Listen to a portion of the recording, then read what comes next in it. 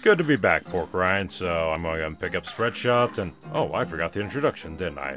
Hello everybody, and welcome back to Let's Play Cuphead. I'm in Pork Rind's shop, and I'm just now leaving, so, yeah, I literally just had to pick up the, spread real quick, because we're going to need that for our first boss fight. Time to get our first soul contract, as we take on the Root Pack and Botanic Panic. I hope I pronounced that right. A brawl is surely brewing. Now go! And yeah, this is the meat and, no pun intended here, potatoes of Cuphead. It's just boss fights. There are, you know, like I said, 6 running gun levels, but for the most part, it's just boss fights. And I do think that's kind of cool and all, don't get me wrong, but at the same time, I do admit I do kind of wish there's some more levels, personally, but it is what it is.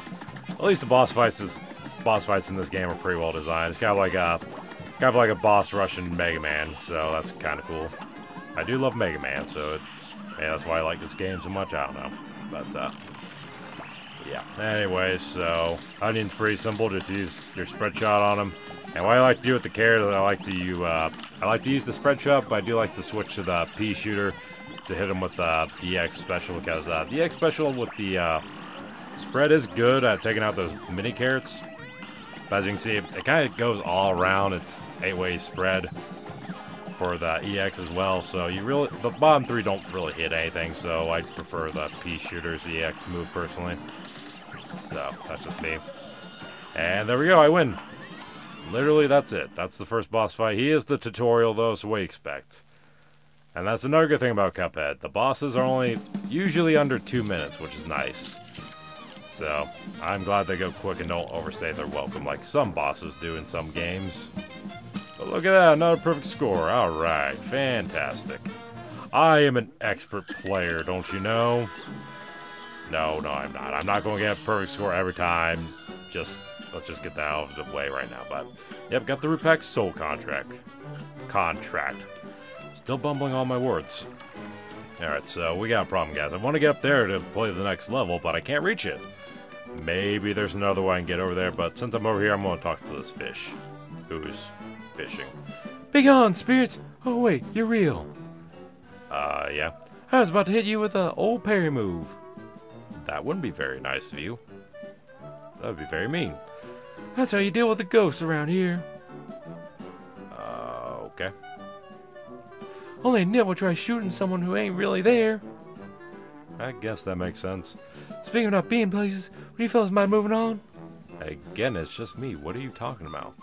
You're spooking the fish. Why is the fish fishing? Is she a cannibal? Is she trying to catch a fish so she can eat it later? I don't know. The ghouls are out tonight. It's on! Yeah, and here we go with Mausoleum Number One. So basically, as the fish told us, you can't shoot these ghosts, you have to parry all of them. And this is a good way to practice your parry skills, in my opinion. And these can be kind of fun. Kind of. Mausoleum 1 and 2, yeah, they're perfectly fine. Mausoleum 3, though, oh my god, that one is ridiculous, and I hate it. But we'll talk about that when we get to it.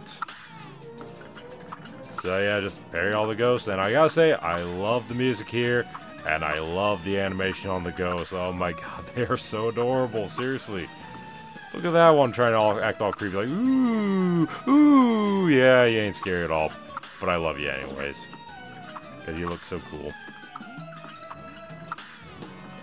I like that one with that little hat and that mustache, that's cool. But yeah, that's Mausoleum 1, that was a cakewalk. What's this? Gosh, I don't know how to thank you boys for saving me. Again, just me. Boy, not boys. Where are my manners? I didn't even introduce myself. Okay, what's your name? I am known as the Legendary Chalice. Pleased to meet you. Nice to meet you as well, Miss Legendary Chalice. I was searching for magic and got trapped by those ghosts. What kind of magic were you looking for? I'm curious to know. Speaking of magic, please accept this gift. It should help. Well, thank you. That's very kind of you. There are other mausoleums around Inkwell Owl. I just wonder. Wonder if you'll find that spell you're looking for. I hope you do. Hopefully you don't get captured again, because that would suck. But yeah, we got our first super, and I definitely like to get this before we take on any more bosses. Dear me, you mustn't forget that magical super bars have to be equipped in the menu before use. Oh, thanks for telling me. But anyways, as I was saying... Actually, I forget what I was saying.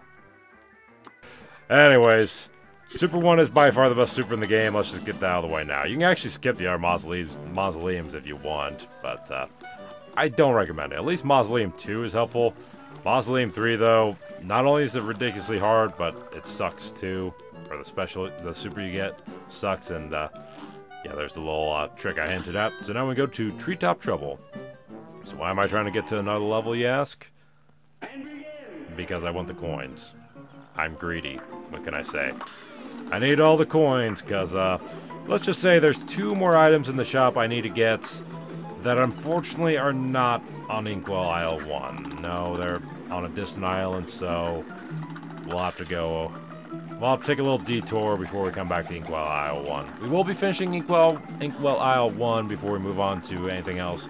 Don't get me wrong, but to make this game a little bit easier and show you guys an easier way to get through this game for those that are struggling with it, because I do want this guide to be helpful, you know, I want to help people get through this game that are struggling with it, or feel like, I'm not good enough to play Cuphead. No, you are good enough to play Cuphead. Just takes a little practice, and hey, I can show you a few tools that can help you. We already got 2 of them. The Heart Charm is very helpful for when you just can't stop getting hit just once. And the Spread Shot is great for when you get close to your enemies. So we got 2 of the tools, we just need 2 more. And that'll be it. After that, I won't be stopped by... Well, okay, that's not true. There is one boss where I'll have to stop and get 1 more tool, but it's literally just the 1 boss. So, yeah. But yeah, after that, we won't be stopping by the shop anymore until the end of the game when I buy everything to get 100%. But, anyways, with that said, wow, I missed that horribly. Good thing I got the charm. My perfect score is not ruined yet. Not yet, at least. Alright, see if I can't get that. There we go. Perfect. Okay, now I remember the topic I was on before. But first, here we got a mini-boss. And it's time to demonstrate that super art I got from the Legendary Chalice. I love that tag. It's so awesome. But, anyways, as I was saying, I actually recommend getting the Mausoleum before you take on any other bosses. Except for May 1 coming up, I'll just spoil his name, Goopy La Grande. I believe that's how it's pronounced. I don't know, but, again, I'm not good with words. But, with him, you can beat him without the super just fine. But before you take on the other bosses, I would recommend picking up at least the first super. So, yeah. 2 minutes, 3 seconds. So I went a little above... But, spoiler alert, I still got the perfect score. So, it doesn't have to be specifically under 2 minutes to get it, so I do like that. That's a little lenient on the time, at least. But, alright, and I did have to walk away for a bit, so, let's go and, take a quick visit to, the DLC aisle, shall we? Now, this, oh, first, the Legendary Chalice bid me carry a message to you. Okay, cool. She sends your help. Or she needs your help. A far-off isle, a mysterious discovery. The boat awaits, let us depart.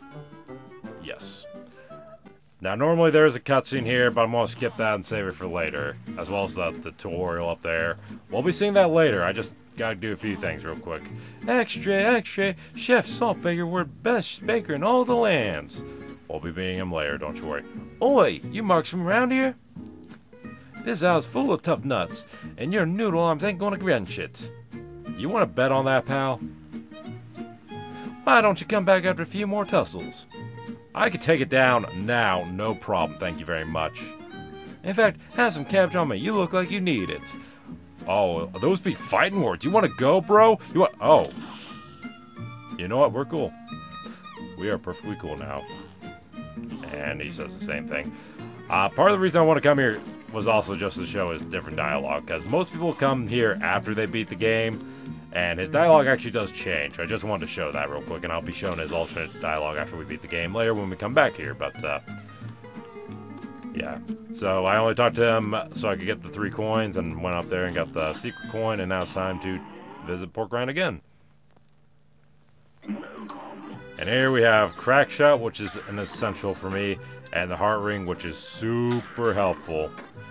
And I don't really need anything else in here. I'm just showing them off to show them off. So yeah, I'll go and get the Twin Hearts right now, I guess, since I got the coins. But spoiler alert, I'm not going to be using the Twin Hearts at all. And you may notice that charm I have there. Just ignore that for now, okay? We'll talk about that later when we get back to the DLC, alright? For now, I'm headed back to Aisle 1. I literally just need the Heart Ring. I need the Crack Shot. So, I'm going to go and equip that right away. Though, spoiler alert, I will not be using it right away. And that Cookie Charm, again, just ignore it for now. We'll talk about it later. Again, there also is a cutscene that's supposed to play there, but I don't feel it's really necessary to play it right now, since, again, we're not tackling that world yet, so I'll play it later in the LP. So don't you worry, you will see it. I'm not cutting out, you will see it. Calm down, everybody. Anyways, Goopy Le Grande and Ruse of a News. Let's do this. This match will get red hot. Here goes. Sorry, I just love that little musical intro there. That's so awesome. Again, the music in this game is so awesome. I love it. So this is Goopy Le Grande, and he's really easy. Honestly, he might be just as easy as the Root Pack. Probably a little bit harder, but not by much. So I do have my new charm equipped, the Heart Ring, and we're about to see what that does. Oh, look at that. I got hearts because I parried some objects. So every time you get your first parry, you get an extra heart. You parry 2 more times, you get an extra heart, and then you parry 3 more times, you get an extra heart. Now, the one bad thing about that is it will not fill up your cards on the bottom. So you are choosing health over the super meter, but in my opinion, health is way, way more important, especially if you tend to get hit a lot like I do. So, yeah. This is one of the most essential things we need for this LP, or for this playthrough. And now I'm going to hit him with my special. I could technically save that for this phase, but whatever. So this is his last phase. And this is as easy as yet, because instead of bouncing around and having to avoid him, he just slides around and then slams you once in a while. And it's so easy to dash out of the way, so, yeah. But yeah, he literally, quote-unquote, dies and becomes a tombstone. It has been confirmed, though, that he's not dead, so why did they even bother? I don't know. I don't know, this game can be a little confusing sometimes. I'm not here for the lore, I'm here for the gameplay, alright? So, yeah, just keep shooting him, and eventually he's done for real this time. So, yeah. Cool. So again, another easy boss, and I'm pretty sure another A+, if I recall correctly. Yep. Fantastic. That's what I'm talking about. Again, not a perfect A+ run, unfortunately, but, yeah. And, Crackshaw is very, very useful, let me tell you. You'll be seeing in the next boss, so, yeah. Speaking of the next boss, we'll be taking him on in this part, so, yeah. Alright, so let's go and take a detour down here real quick. Let's talk to this coin. I'll be a monkey's uncle if I'm putting my moolah in the bank. Okay. Cool. For all I know, the devil probably controls the place too. Maybe. It wouldn't shock me, honestly. They'll never get a hold of my gold if I spread it all around. So, is that one of your coins I found on aisle 4? I'm curious now. And if some Joe happens to find a coin or two, good for him. That's generous of you. That's why I say, HURF! Okay, cool. Yeah, he just does the same thing. Sometimes they change dialogue, sometimes they don't. But anyways, now I'm going to equip the Crack Shot, which is a straight shot with good damage. It breaks into weaker aim projectiles, and it basically chases your opponent, which is nice. So now we're going to take on Ribby and Croaks and Clip Joint Calamity. Here's a real high-class bout. Yep, it is on. And Ribby and Croaks is, in my opinion, the hardest boss on aisle 1. Even harder than the next two, in my opinion. They're not really that hard. None of the bosses are particularly hard on aisle 1. These guys just have an annoying third phase, in my opinion. But this is my permanent combination from this point forward. Crack Shot and Spread Shot. As you can see, crack shot, you know, tracks down your opponent, so it's great for when you just got, you know, move and dodge and you still want to hit your opponent, so... It's kind of like Chaser, which you guys saw in the shop, but I don't know if you guys actually read the description or not. It's kind of like Chaser, only it's a lot better, so... My general rule, if you're close, use spread shot. If you're not, use crack shot, because even if you can just get a straight line with it, it's still a good shot, so... Yeah, it's pretty overpowered if you ask me. And I love it. It's definitely one of my favorite weapons. If not my favorite. I can't decide between crack shot and spread shot, honestly. They're both so good. They're both so powerful. I love them both. There's also charge shot, which is pretty powerful too, but if you're like me and if you suck at aiming, probably not the best option for you, but we'll be seeing all the other shots at the end of the game when I beat the game, so yeah. It's not like I'm not going to show them off, I'm just not going to be using them for the main playthrough. And I failed at that horribly. So this is the hard part right here. So you basically got to parry the glove there, and then he'll go full slot machine, and you can't hurt him until he's open like that, so yeah. But these platforms can be really hard to dodge. I keep getting the bolts, which is basically just lasers, which in my opinion is the easiest to dodge. But there's also a snake one, or a frog one, that's just basic platforms, but they still have the spikes on the side, so you still gotta watch out for that. And then this is the other one, the tiger, where the balls bounce around, and in my opinion, not horribly hard to dodge, but still can be a little tricky, especially your first time. I've been playing through this game quite a bit. I played through it twice already, so yeah, go figure. I'm pretty well skilled with most of these bosses by this point, so yeah. So I say this game is a lot like Mega Man, you know?